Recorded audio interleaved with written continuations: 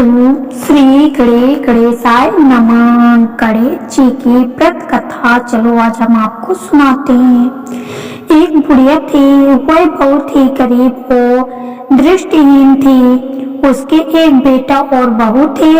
वह बुढ़िया सदैव गणेश जी की पूजा किया करती थी। एक दिन गणेश जी प्रकट होकर उस बुढ़िया से बोले, बुढ़िया माँ, तुम जो चाहे सो मांग ले। बुढ़िया बोली, मुझसे तो मांगना नहीं आता, कैसे और क्या मांगू? तब गणेश जी बोले, अपने बहू बेटे से पूछ कर मांग ले। तब बुढ़िया ने अपने बेटे से कहा, गणेश जी कहते हैं तू कुछ मांग ले, बता मैं क्या मांगू? पुत्र ने कहा, माँ तू धन मांग ले।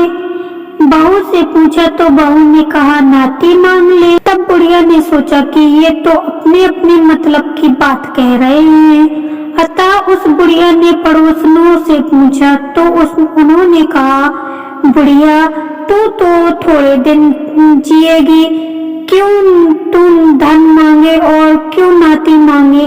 तू तो अपनी आंखों की रोशनी मांग ले, जिससे तेरी जिंदगी आराम से कट जाए। इस पर बुढ़िया बोली, यदि आप प्रसन्न हैं तो मुझे 9 करोड़ की माया दे, निरोगी काया दे, अमर सुहाग दे, आंखों की रोशनी दे, नाती दे, पोता दे और सब परिवार को सुख दे और अंत में मोक्ष दे।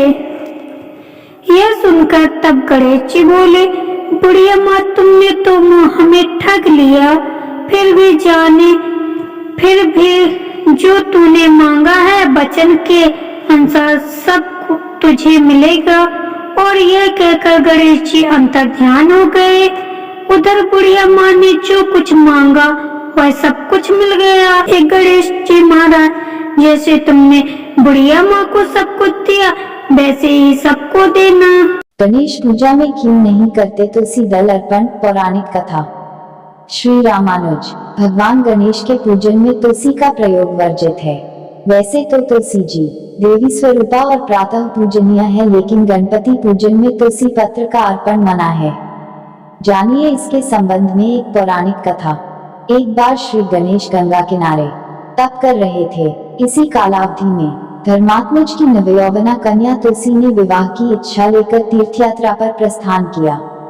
देवी तुलसी सभी तीर्थ स्थलों का भ्रमण करते हुए गंगा के तट पर पहुंची।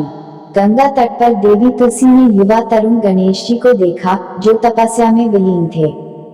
गणेश जी रत्नजटित सिंहासन पर विराजमान थे। उनके समस्त अंगों पर चंदन लगा हुआ था। उनके गले में पारिजात पुष्पों के साथ स्वर्णमणि रत्नों के अनेक हार पड़े थे। उनके कमर में अत्यंत कोमल रेशम का पीतांबर लिपटा हुआ था।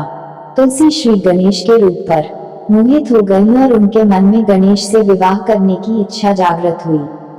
तुलसी ने विवाह की इच्छा से उनका ध्यान भंग किया।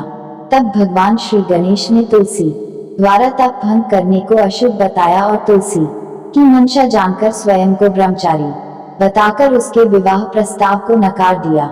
श्री गणेश द्वारा अपने विवाह प्रस्ताव को अस्वीकार कर देने से देवी तुलसी बहुत दुखी हुई और आवेश में आकर उन्होंने श्री गणेश के 2 विवाह होने का शाप दे दिया। इस पर श्री गणेश ने भी तुलसी को शाप दे दिया कि तुम्हारा विवाह एक असुर से होगा। एक राक्षस की पत्नी होने का शाप सुनकर तुलसी ने श्री गणेश से माफी मांगी।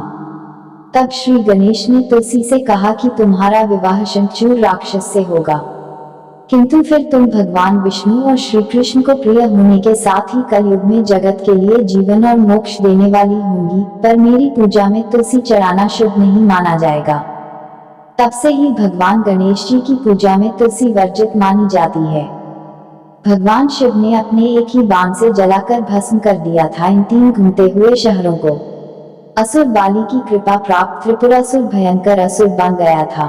महाभारत के कर्ण पर्व में त्रिपुरासुर के वध की कथा बड़े विस्तार से मिलती है। भगवान कार्तिकेय द्वारा तारकासुर का वध करने के बाद उसके 3 पुत्रों ने देवताओं से बदला लेने का प्रण कर लिया। 3 पुत्र तपस्या करने के लिए जंगल में चले गए और हजारों वर्ष तक अत्यंत दुष्कर तप करके ब्रह्मा जी को प्रसन्न किया। तीनों ने ब्रह्मा जी से अमरता का वरदान मांगा। ब्रह्मा जी ने उन्हें मना कर दिया और कहने लगे कि कोई ऐसी शर्त रख लो जो अत्यंत कठिन हो। उस शर्त के पूरा होने पर ही तुम्हारी मृत्यु हो। तीनों ने खूब विचार कर ब्रह्मा जी से वरदान मांगा, है प्रभु, आप हमारे लिए 3 पुरियों का निर्माण कर दें और वे तीनों पुरियां जब अभिजित नक्षत्र में एक पंक्ति में खड़ी हों और कोई क्रोधजित अत्यंत शांत अवस्था में असंभव रथ और असंभव बाण का सहारा लेकर हमें मारना चाहे, तब हमारी मृत्यु हो। ब्रह्मा जी ने कहा, तथास्तु। शर्त के अनुसार उन्हें 3 पुरियां नगर प्रदान की गयी। तारकाक्ष के लिए स्वर्णपुरी, कमलाक्ष के लिए रजतपुरी और विद्युन्माली के लिए लौहपुरी का निर्माण विश्वकर्मा ने कर दिया। इन तीनों असुरों को ही त्रिपुरासुर कहा जाता था। इन तीनों भाइयों ने इन पुरियों में रहते हुए 7 लोकों को आतंकित कर दिया। वे जहां भी जाते समस्त सत्पुरुषों को सताते रहते, यहाँ तक कि उन्होंने देवताओं को भी उनके लोकों से बाहर निकाल दिया। सभी देवताओं ने मिलकर के अपना सारा बल लगाया, लेकिन त्रिपुरासुर का प्रतिकार नहीं कर सके और अंत में सभी देवताओं को तीनों से छुप छुप कर रहना पड़ा। अंत में सभी को शिव की शरण में जाना पड़ा। भगवान शंकर ने कहा, सब मिलकर के प्रयास क्यों नहीं करते? देवताओं ने कहा, यह हम करके देख चुके हैं। तब शिव ने कहा, मैं अपना आधा बल तुम्हें देता हूँ और तुम फिर प्रयास करके देखो। लेकिन संपूर्ण देवता सदाशिव के आधे बल को संभालने में असमर्थ रहे। तब शिव ने स्वयं त्रिपुरासुर का संहार करने का संकल्प लिया। त्रिपुरासुर का वध। सभी देवताओं ने शिव को अपना अपना आधा बल समर्पित कर दिया। अब उनके लिए रथ और धनुष बाण की तैयारी होने लगी, जिससे रणस्थल पर पहुंचकर तीनों असुरों का संहार किया जा सके। इस असंभव रथ का पुराणों में विस्तार से वर्णन मिलता है। पृथ्वी को ही भगवान ने रथ बनाया, सूर्य और चंद्रमा पहिए बन गए, सृष्टा सारथी बने, विष्णु बाण, मेरु पर्वत धनुष और वासुकी बने उस धनुष की डोर। इस प्रकार असंभव रथ तैयार हुआ और संहार की सारी लीला रची गई।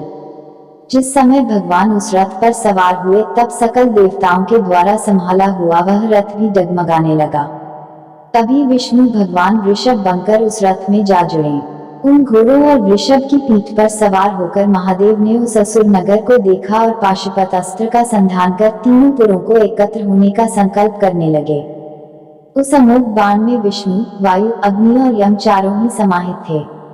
अभिजित नक्षत्र में उन तीनों पुरियों के एकत्रित होते ही भगवान शंकर ने अपने बाण से पुरियों को जलाकर भस्म कर दिया और तब से ही भगवान शंकर त्रिपुरांतक बन गए।